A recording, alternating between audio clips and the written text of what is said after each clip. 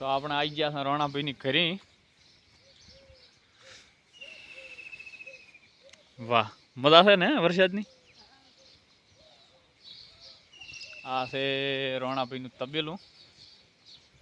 હેરથી રાખો સર ગાયું ભેંસું ચેટલી દુવા ચેટલા હાલે?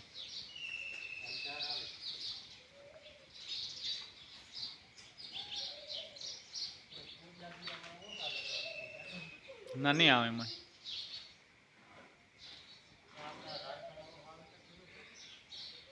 સરસ, નવા વૃક્ષો વાયા છે રોણાભાઈ। અહીંયા લેબડીના વૃક્ષો છે, પેલી બાજુ